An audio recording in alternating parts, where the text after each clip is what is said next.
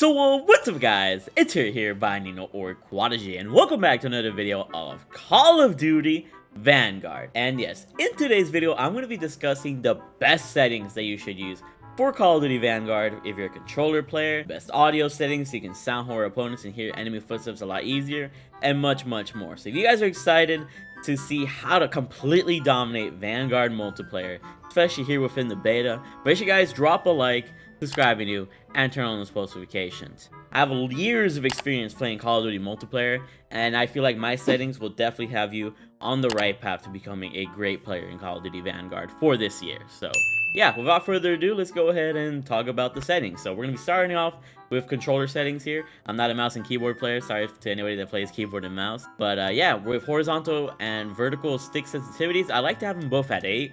8 is just that happy medium where it's not too fast and not too slow, and I can turn on opponents really quickly, you know, at the snap of a finger, but not too fast to where I don't lose my aim. Of course, with practice, I could probably bump it up to like 20 on both if I really wanted to, but I'm just the type of dude that I feel good at 8. You know, sensitivity is usually like very you know, up to you.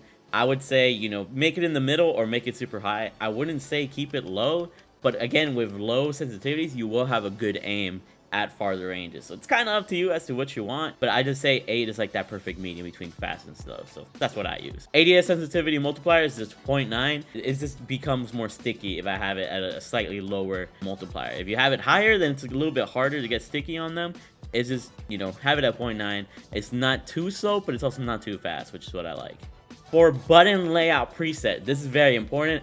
Make sure you're running bumper jumper tactical flips if you don't have like a scuff or a back button controller if you're on like PS4 or whatever. I'm on PS5 in case you guys were wondering. And with bumper jumper tactical flips, you basically jump, as you guys can see from the directions, you jump with L2. And this makes it really easy to drop shot so that you can avoid, you know, enemies fire, and you can look a lot more tryhard and be a harder opponent to hit, allowing you to win more gunfights. Because if you're jumping around, you know, being a sweat, people won't be able to track you, and you'll have a way easier, you know, upper hand embodying your opponent. So that's why I recommend that. And then if you press R3, which is the right stick here, you can also drop shot basically really easily. However, drop shotting has been nerfed in Vanguard, and you can only drop shot successfully with attachments, I believe. So I definitely recommend this more for the jumping aspect. So yeah, use bumper jumper tactical flip. Let me know what button layout you guys use. And you know, you want to flip it with L1 and R1, L2, R2, because with L1 and R1 being your shooting and aiming buttons, it's a lot more responsive because R2 is like a whole trigger or whatever. So just by simply tapping R1, you can already start shooting, which is really nice. Aim response curve type should be dynamic. I don't know the exact math to it personally, but after using all of these, you know, curve types, standard, linear, and dynamic feels a lot more sticky on your opponents, and it's a lot more easier to control. So you'll be straight beaming opponents with dynamic. Controller vibration and trigger effect should be off, in my opinion. The trigger effect on the PS5 controllers just is more of like a immersion type of thing. Doesn't really help your gameplay. And the controller vibration, you know, when you're controlling recoil, it just seems to be a little bit of a distraction. If you turn it off, then you're able to control recoil a lot easier. When it comes to target aim assist, definitely have it on. For target aim assist mode, keep it on default. Using the rest of these aren't, you know, that effective. You could also use Legacy for Black Ops if you prefer the aim assist of Black Ops Cold War or whatever the case is. But if you loved Modern Warfare 2019's aim assist of default, or you like Call of Duty Warzone's default, then use default Vanguard. It's pretty much the same thing, and it feels the best in my opinion. ADS aim assist on.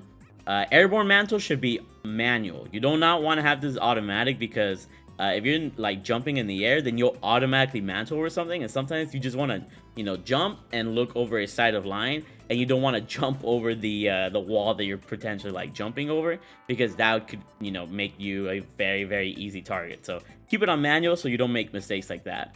Automatic sprint off. You know, you don't want to like rush and then you see a corner camper and you can't, you know, react because you have automatic sprint on. Don't do that. Sprint counts reload off. All of this should be, I believe, by default. And then deplete the ammo switch on. Slide behavior. Keep this on tap. I think it's on hold by default, but if you tap it, it's a lot easier to slide. You're a lot more responsive to everybody around you. So definitely have it on tap so you can slide a lot faster, you know, drop and everything. And then everything else here should be default except interact/reload behavior. Do prioritize interact. or you could do prioritize reload. One of these would definitely be better.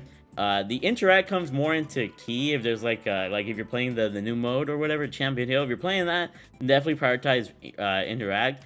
But if you're playing multiplayer, I guess prioritize reload would be a lot more sense, because you'd be able to, you know, prioritize your reload. If you're like trying to maybe get ammo or another gun from somebody, you would reload first and then get the weapon. So probably prioritize reload is gonna be your best bet, but I just keep it on interact, because why not? For all the ADS sensitivity multipliers here, I have the 1x, the 2x, and the 3x at 0.9, because those don't really require too much movement, I guess. And for the 4x, 5x, 6x, 7x, 8x, and high zoom, I keep it at 1.20, because those like zoom in way too much, and then I feel like when I'm like moving left and right while ADSing with these types of zooms, I just move way too slow. So to make me like move a lot faster, I need to have it at a higher value. So that's why you put it at 1.2.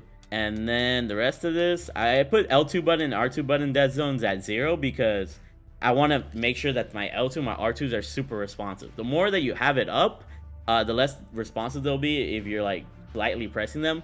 But me, I want to be as responsive as possible, so I keep it at 0 at that point. Left stick, right stick, and all these, just keep it on default, because you know, you might have some stickiness on your controller, you know, potentially, and you know, stickiness does develop over time, and you don't want that stickiness to impact your gameplay. So a dead zone on the sticks is definitely necessary. A dead zone on the buttons isn't necessary, so that's why you keep it on 0.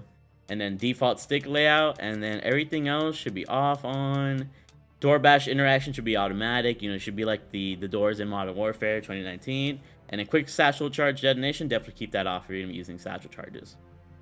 Okay, for graphics, safe area makes sense. Camera movement, keep this at 50%. If you keep it at 50%, your screen won't shake as much when you're getting shot or when there's like grenade impact. So make sure it's off. If you're playing on PS5/Xbox Series X, keep the 120 Hz refresh rate on, because that's going to give you maximum frames and give you an advantage over everybody else that you play. You do not want to be disadvantaged. And then world motion blur and weapon motion blur should both be off. These will impact your gameplay in the sense that if you guys could see the right side here, you won't be able to see somebody like around the map as easily. You know, your surroundings, your environment is very important. And if it's all blurry, you won't be able to pick out certain opponents. So that's why you want to keep it off. You do not want to be distracted by, you know, your environment being super blurry and all that. And then with brightness, I can make it really bright, but honestly, you could probably keep it at like 66 and you'll be good. But I keep mine at 80 because the color on this game is garbage in my opinion. So I just keep it as bright as possible. So that's what I do. And then for audio, we got the master volume at 100 because we want to hear as much as we can. Music volume should be low because we don't really, you know, I mean, the music's good in this game, but obviously if you're trying to sound for footsteps, you got to keep it low. Dialogue volume, you know, you can, you know, maybe hear callouts from your opponents or your teammates or whatever. So keep that at like 40, 50, maybe even 30 if it's too loud. And the sound effects should be all the way up. This factors in the footsteps, so you want your footsteps to be, or you want to hear the enemy's footsteps really, really loudly, so you keep that at 100. Hit marker sound effects, Vanguard, 100. Audio mix, this is very important. Keep it at boost low. This is going to help you listen for those footsteps. You guys can see there, moderate dynamic range, enhanced low frequency. And a footstep is a low bassy frequency that you'll be able to hear a lot easier because of boost low. So that's something you definitely want to do. And nothing else really is helpful here, but definitely use boost low for the best way to hear footsteps. Killstreak music on, because why not? And I believe nothing else here matters. Interface is another very important one. I keep subtitles on personally, because if a teammate is making a call out or the enemy is calling in a kill streak, then I can see the subtitle text more. And because my dialogue volume isn't the highest, maybe I can't hear it. Subtitles are definitely going to save your butt in many situations. And then I believe there's one more thing I got to talk about. Everything doesn't matter here. Mini map shape, put it on square. It should be round by default, but I put it on square because a square mini map is going to give you a lot more coverage than a round mini map. So make sure it's on square because mathematically you get more, you know, surface area or whatever the case is on a square. And mini map rotation should be on, and I believe that should be it. So yeah. You know, make sure you guys drop a like, subscribe new, turn on those notifications. Let me know if these settings help you, you know, become a better player here in Call of Duty Vanguard. It definitely has helped me over the years. I've been playing with these settings since Black Ops 3, and I've averaged many nukes, I've averaged many battle royale wins slash high kill gameplays. I have countless gameplays that you guys could see on my channel over the course of the last 6 years that I've had on my channel, which is basically where I started my YouTube channel back in Black Ops 3. And I've been playing with pretty much these similar exact same settings since 2015. So you need any proof if these settings are good, just look at my channel. So yeah, just thank you guys for love and support. I really hope these settings help you and that you guys enjoy Vanguard to the fullest. And let me know what you guys' thoughts are on the multiplayer gameplay in this game. Do you like it more than the previous CODs that we had, or is it your favorite COD now, or is it your least favorite COD? Anyways, I really freaking love you all. Road to 100K. We can make it. Just thank you guys for being here. I really freaking love you all. And I'll see you guys on the next one. Make sure to follow me over on Twitch and TikTok at TheMarkOfAHero. And I'll see you guys on the next one. Bye. I love you all.